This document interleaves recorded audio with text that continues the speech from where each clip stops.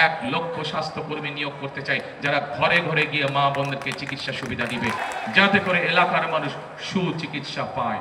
এবং শুধু তাই নয়, সারা বাংলাদেশে গ্রামগঞ্জ শহরের মানুষ যাতে মৌলিক স্বাস্থ্য সেবা পায়, সেই জন্য আমরা সারা বাংলাদেশে 1 লক্ষ স্বাস্থ্যকর্মী নিয়োগ করতে চাই, যারা ঘরে ঘরে গিয়ে মা বোনদেরকে চিকিৎসা সুবিধা দিবে, ঘরে ঘরে গিয়ে মা বোনদেরকে, শিশুদেরকে যারা চিকিৎসা পরামর্শ দেবে, ছোটখাটো অসুখ বিসুখ ঘরে বসেই তারা ইনশাল্লাহ ঠিক করে দিবে, মা বোনদেরকে সুস্থ করে দিবে।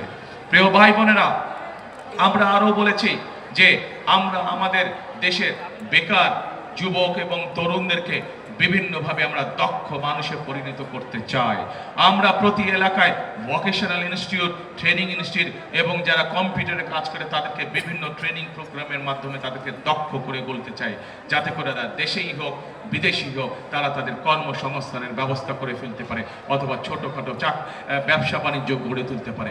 শুধু তাই নয়, আমাদের প্রায় 1.5 কোটি প্রবাসী বিদেশে বসবাস করে। আরো পরবর্তীতে যারা বিদেশে যাবে তাদেরকে অনেককেই আমরা অতীতে দেখেছি যে বিদেশে যাওয়ার সময় টাকা পয়সার অর্থ সংকটের কারণে অনেক সময় বাপ দাদার জমি বিক্রি করতে হয়।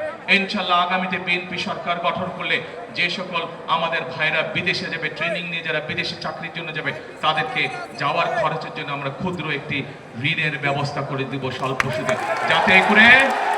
যাতে করে তাদেরকে জমি জমা বিক্রি করতে না হয়। প্রিয় ভাই বোনেরা, এখন প্রিয় ভাই বোনেরা, শুধু তাই নয়, আমাদের দেশে 1 শ্রেণীর মানুষ আছেন যারা আমাদের জন্ম থেকে মৃত্যু পর্যন্ত আমাদের সাথে জড়িত থাকেন, আমাদের সাথে উঠা বসা হয়, তাদের জীবনের বিভিন্ন সমস্যার সময় তারা আমাদেরকে গুরুত্বপূর্ণ পরামর্শ দেন।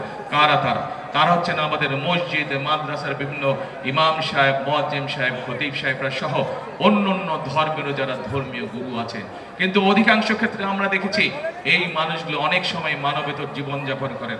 সেই জন্য আমরা সিদ্ধান্ত নিয়েছি কৃষকদেরকে যেমন কৃষি কার্ড দিব, প্রবাসীদেরকে যেরকম প্রবাসী কার্ড দিব, মায়েদেরকে যেরকম ফ্যামিলি কার্ড দিব, আমরা এই ইমাম সাহেব, মুয়াজ্জিম সাহেব, খতিব সাহেব যারা আছেন এবং একই সাথে অন্য ধর্মের যারা ধর্মীয় গুরু আছেন তাদেরকেও আমরা সরকার থেকে একটি সম্মানের ব্যবস্থা করতে চাই, যাতে করে এই মানুষগুলো সম্মানজনক জীবন যাপন করতে পারেন।